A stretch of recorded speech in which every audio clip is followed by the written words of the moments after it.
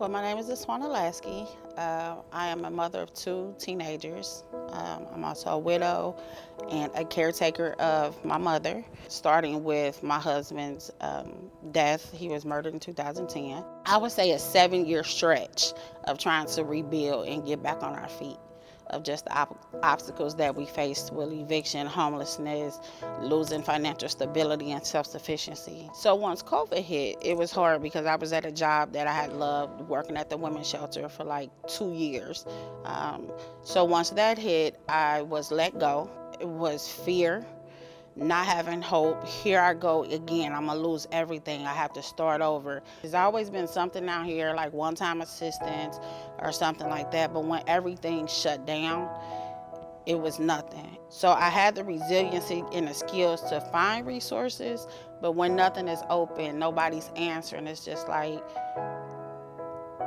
where are we gonna eat? Where do we start? Like, how do we even eat? How are we gonna keep water on? It was just the basics, and when you're stripped of the basics, you become desperate. When I first saw Swana and she came to me for help, basically with COVID, it had flipped everything upside down for her. She had lost her job and she was really needing help to just stabilize the situation that she was in. Project Lift is a unique public-private partnership which seeks to work with families to remove the barriers they face on their path to economic well-being. Within Project Lift, it's important that we have a diversity of organizations that are represented because we recognize that families have different connections to different types of organizations. Within our network, we have great representation of the faith-based industry, including the Islamic Center. The thing that's different about this program is it really allows you to work with your clients. You don't just come in once or twice and say, this is all we can do for you, and then goodbye. You're actually able to really work with a family. So Aswana was the perfect case for Project Lift because she had short-term needs that needed to be addressed, but she also had some goals that she was needing help with. What we see in our work is that the challenges that families often face are rarely won. So being able to create an approach that allows you to address the very unique barriers to each of the families in a very specific way, I think is really the game changer in the work that we do.